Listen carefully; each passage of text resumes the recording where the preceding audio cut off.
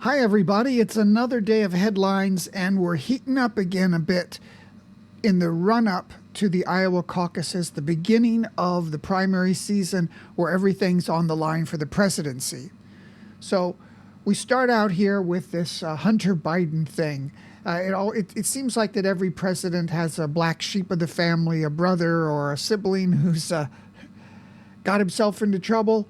I have no doubt that this Hunter Biden, there's a lot of dirt to be had on him. However, the fact that it's happening now with all the fireworks, the timing of it, that this has been dragged before not really criminal proceedings, but before hearings in Congress for maximum media effect, all this is in the lead up to the primary campaigns and the campaign for president this year. So it can be true that there's truth behind some allegations and that things are done at certain times for political effect. Both of those things can be true, but it isn't a coincidence that we're going to hear all these corruption allegations be brought to the fore this year. Another big thing we've been talking about for months now, the establishment, the backroom people in both the Republican and Democrat parties kind of complaining about the main candidate and saying, could we get somebody else in there maybe, please? Could we get somebody else that's less problematic, that's maybe Biden seems quite old and elderly. It's not his numerical age, it's his performance, and the Republicans could really make it about the vice president, Harris, saying we're voting for her, and she's proved to be really maybe not a ready for prime time media figure in some of the ways she speaks off the cuff. So on the Republican side, they've been trying to replace Trump with either DeSantis, who was really talked up in the media, actually the governor of Iowa. Now, okay, so in Iowa on the 15th, that is next week, we have the primaries, the first primary. And usually the way the first series or set of primaries go, so goes the entire primary season. So whoever's going to win the first batch of primaries is going to be the nominee. That means there's very limited time to get rid of Trump at this point. So what happened earlier on, a couple months ago, we talked about this. The governor of Iowa endorsed DeSantis, who at that time was hardly pulling any numbers. He was already seen as kind of a failed candidate, not ready for prime time himself. So why was this happening? To see if they could get some momentum for somebody else other than Trump. After that, we see Nikki Haley come to the fore. And Christie was always there in the background, polling very small numbers. And oddly enough, it had been rumored that he was going to drop out after the Iowa caucuses. But now he's dropping out before. And this is obviously something that would swing more votes. They're trying to calculate we could get more votes to Haley and not to Trump. But at the same time, Christie is not endorsing anyone at this point. So he's keeping his options open so he can somehow make it again into a Trump presidency if that is how it works out. So we're going to see what's going to happen. Christie hot mic trashes Haley DeSantis moments before taking stage. That's the kind of guy. Yeah, he's a New Jersey guy, New Jersey governor. I think people kind of expect that. This is. I hate to try to weigh in on legal decisions and explanations, because the only way you can really make those judgments is if you are in the courts and understanding of all the evidence that is being presented there, and of course know something about the law. So what's going on in the background now is Trump is trying to get out of some of these cases that he's been embroiled in. Again, it's a very interesting timing, isn't it? Less than a year before the election that all of these are being brought to the fore. What a coincidence. Again, obviously, if you look into it, there's very ample evidence of wrongdoing, I would say, or that these claims are correct. Whether it merits, got messages coming in, whether that merits all these cases, that's for the courts to decide. And here's something they're trying to say: oh, the president has immunity; he can do everything. I know this goes way back, but in modern times, this goes back to the Nixon era, where he was saying things like, if the president does it, then it is legal. So the rest of political society has been pushing it back against the executive branch, especially hard since the Nixon era, when we had maybe the so-called imperial presidency of someone who was trying to grab unchallenged power and claim immunity. So my guess, it's not a legal opinion. I'm not sure that the courts will let him off with this kind of immunity because he was a president. If they would, that would be kind of a sea change in how the courts and the political classes outside the executive branch have dealt with the presidency for 40 or 50 years now. We got more conspiracy theories about Epstein. I guess you could say that was good timing, too, that he happened to kill himself with the cameras off. And, of course, the police did an investigation and the authorities, and it's all fine. No problem. A couple guys got into trouble for not checking on him. But yeah, this is why, if you're running things for the police or the government, you got to make sure every duck's in a row, because anything that happens is going to be seen as a conspiracy, or perhaps is one. I don't know. Here's a debate: DeSantis and Nikki Haley. I have the JavaScript on this off, on all these sites off, to protect you from crusty infected toenails. So all of these sites, I don't know if AP does especially, but a lot of them serve these grotesque ads, which I guess it works because they're on all these sites. So you gotta block that. Dementing Don hopes economy crashes. This was the headline on Drudge yesterday. And that, if we're analyzing not only the headlines, but the sources of the headlines, everybody, Drudge was originally seen as a cheerleader of the right, all the way back when he forced the mainstream media to look into Bill Clinton, the president back in the late 90s, into his infidelities with an intern. The rest of the media was not going to look at that at all. And a guy with a tiny web page, a single page of just posting links, he forced the rest of the media to report on this story after they were not going to.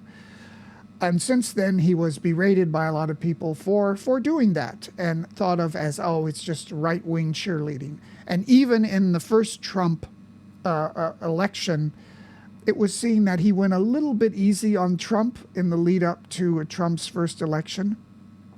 But once Trump was in office and up until now, he's been, or whoever's running the site, some people say Drudge is not even in charge of it anymore. Where were we?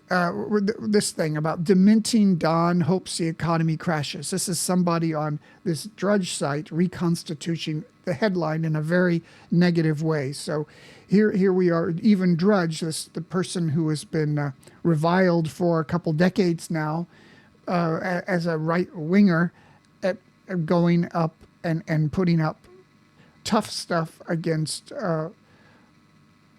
Trump. And even though all this is just a single page, an old GeoCities style of just having some headlines on there, a lot of people, and not only the right, but a lot of news organizations within the United States, I know this directly, look for this because it points up interesting or click-worthy stories that they might want to tell. So when this site starts to to dump a little on Trump, that means something. Okay, what else do we have? Shopper slams supermarket RoboCop. I remember going into the Walmart even years ago, and they have this light as you walk down the aisle where they have all the stuff that people want to sell. I think there's cosmetics on that aisle, and they have a bright light that shines in your face, and it makes you look up to the side, and it shows you on the screen to say, we're watching you. Guess it's to keep all the meth heads from, you just walk out of there with some of the cosmetics that are quite expensive. Okay. I guess people buy things online anyway, so.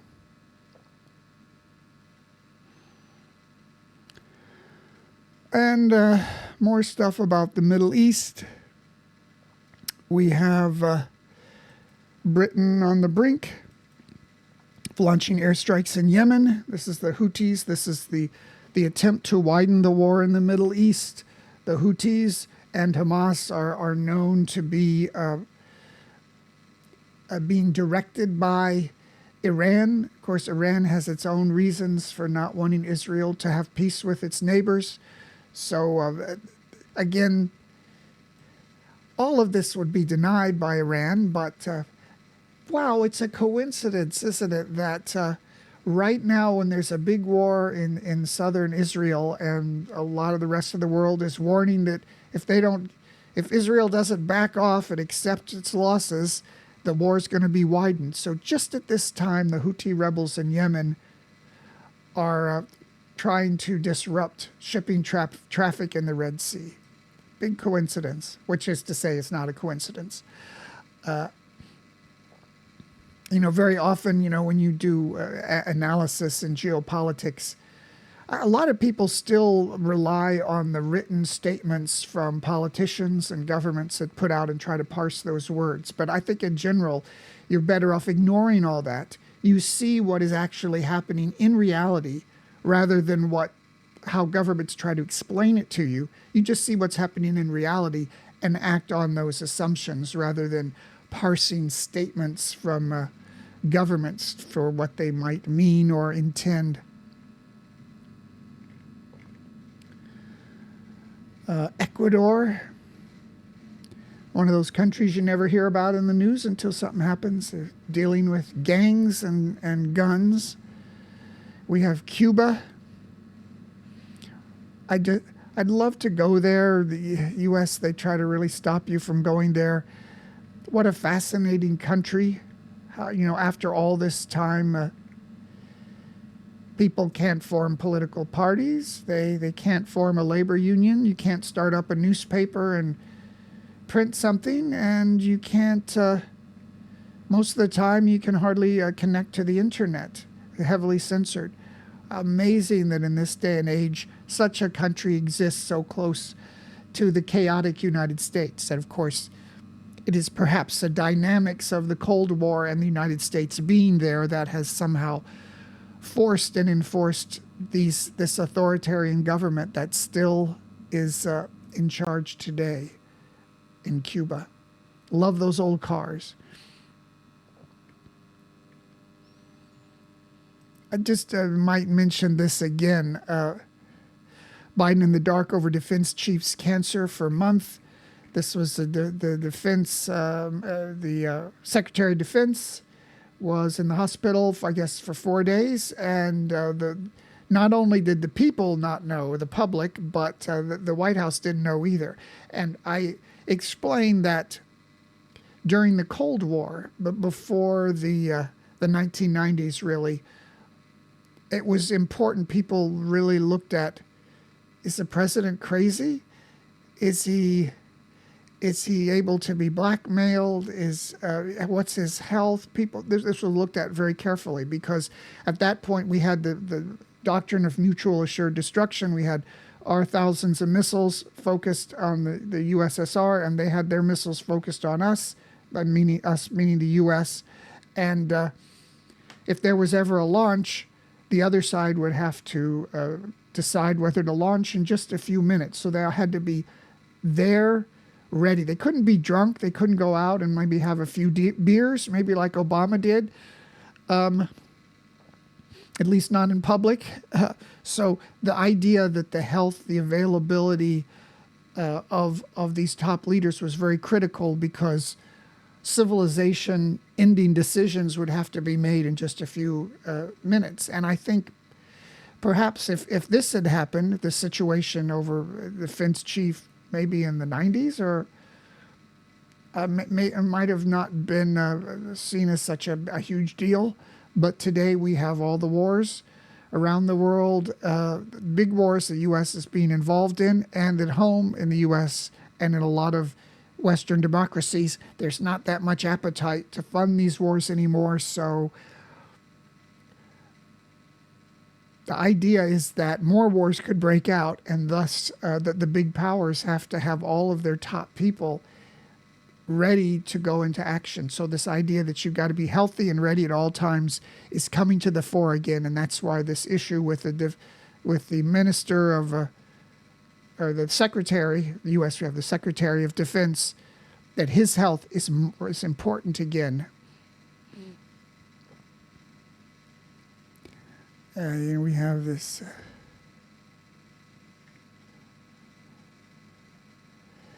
This is this thing about shutting down the spending, and there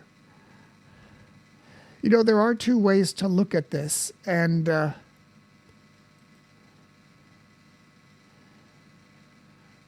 here we have GOP rebels pledge house to the chaos amid mutiny over government shutdown deal. Ultimately, there are some issues that some of these rebel Republicans want. They want issues on border security, but they mainly just want less spending.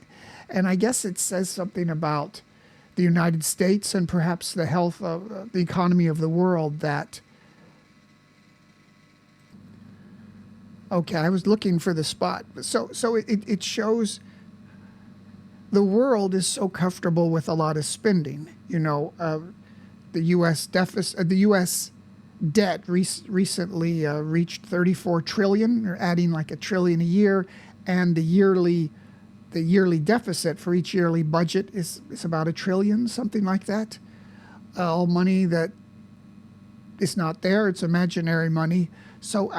But the political class has been so comfortable with allowing this to happen to dampen these cyclical ups and downs in the economy, that it shows how that anybody who stands up and wants lowered spending and really wants to stand up for it is talked about in the press as ultra-conservative, or rebels or wild men. And of course, a lot of these Republican representatives are rather nutty in some of their views, but at this point, they're the only people who are willing to say perhaps we should do something about a $34 trillion debt that the country has, and $1 trillion deficit a year.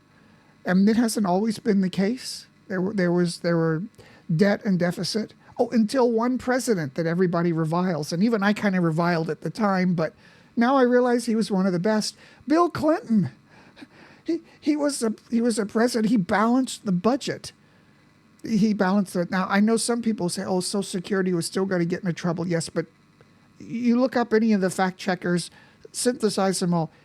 He balanced, so the yearly budget deficit was zero, and we've gone from that to $1 trillion in less than 20 years. $1 trillion a year in less than 20 years. So, and now anybody who speaks up against it, the press just goes on and on about how these are crazy people who want to destroy the government and stop spending, and they're unpredictable, and some of these articles are just challenging them to just unseat their own leader if they want to cause all this trouble. But yeah, I think we have to understand that perhaps we're going to get to some point where more people are going to say the spending has to be moderated in some way. Okay, what else? That was kind of a rant, but football stuff. What else do we have here? Going after Matthew Perry there. It's bound to happen.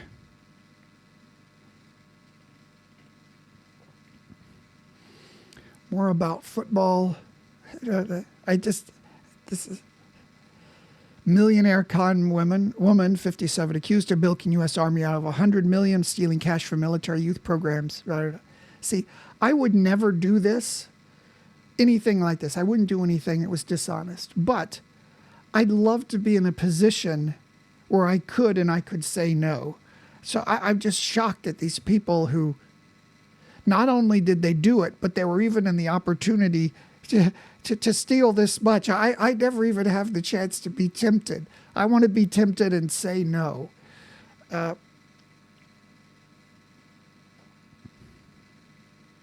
Why are American drivers so deadly?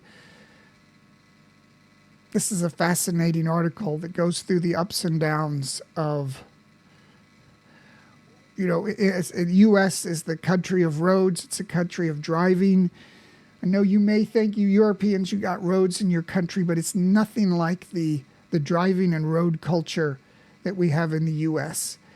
And over years, when we've had the interstate, the highway system, we've had peaks and valleys of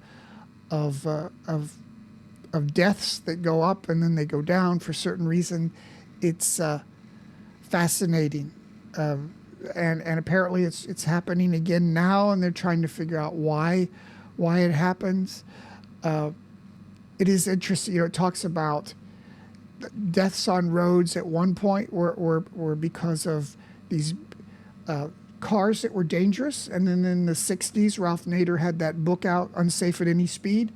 And there was a safety push for it.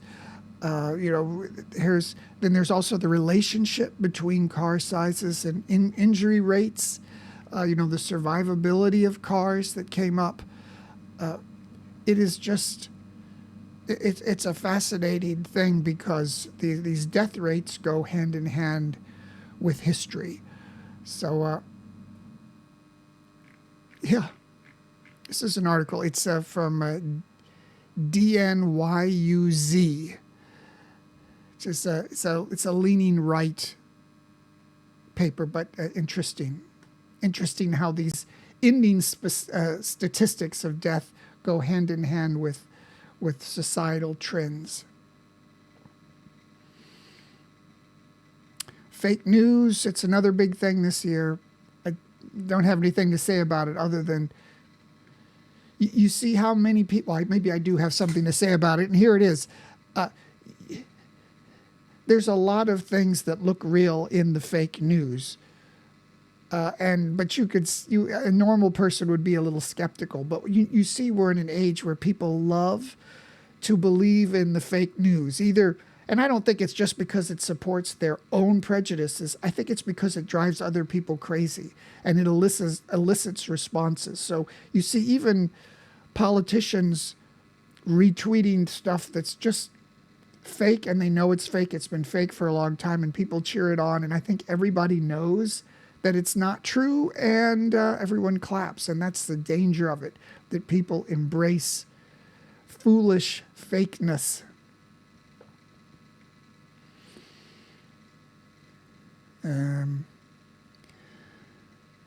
USA hiding UFO. I think this is a rabble. This is a private thing. It has nothing to do with the government.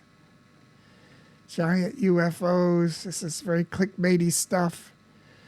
But, the fact that some of these guys have actually been testifying in front of Congress, and that some of these videos, the Tic Tac videos, have been acknowledged as something anomalous even by the government, that's a very big sea change in U.S. policy. For decades of the U.S. government, other governments were a little more liberal about how they treated this, but the U.S. government always just came down, swamp gas, mass hysteria, and the media printed it, and it was gone. And the government always said, we're not paying any attention to this. We checked it out a little bit in the 50s or 60s, but it's nothing. Never mind. So I think all the evidence has always been there and consistent over the years that there are anomalous things out there.